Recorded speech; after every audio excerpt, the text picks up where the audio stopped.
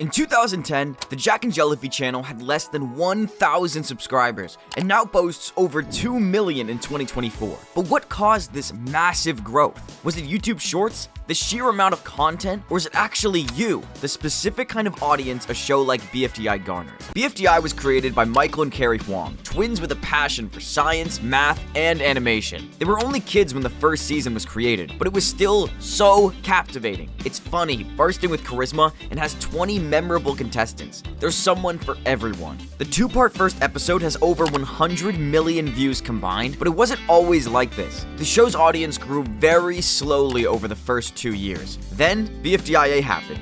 This is when the Object Show community really began to grow around the series. The community was growing, and Jack and Jellyfy was at 20,000 subscribers by August of 2013. And then, nothing. The BFDIA hiatus coincided with the most active the OSC had ever been, and Inanimate Insanity took over as it was the second most popular show. Yet, the Jack and Jellyfy channel was still growing. Jack and Jellyfy hit 100,000 subscribers only 2 years later in December of 2015, and then 200,000 barely a year after. Then, BFDI came back.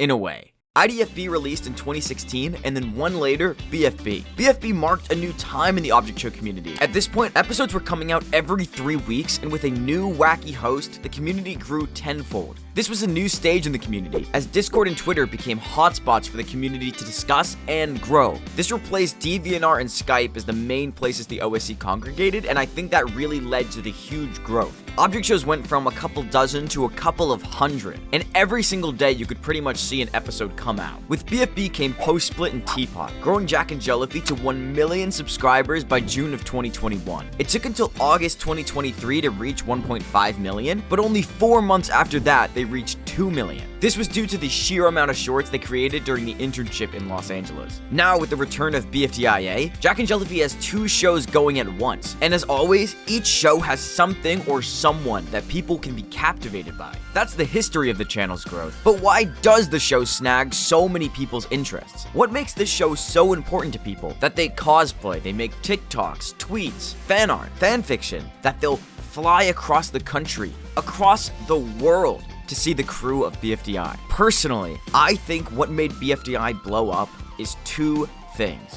1, the Huang twins are absolute geniuses. The show wouldn't have the charisma it does, the wacky scenarios, things I would have never even thought of happening but make so much sense, the world building, if it weren't for these 2 literal geniuses who made the show when they were kids too. And 2, because BFDI attracts a certain kind of audience. A kind of audience that fixates on colorful, anthropomorphic characters, a kind of audience that stays even when we're no longer kids. The kind of audience that enjoys the repetition of object shows. Eliminations, challenges, rinse and repeat. BFDI offers an escape from our world in a very colorful, bright, and easy to understand way. It is a children's cartoon. That is true. That is what BFDI is. But the audience that it captures doesn't have to be kids. And if it was just about the competition, the community as a whole would be just as addicted to Total Drama or Survivor, but we're not. We're specifically into BFDI.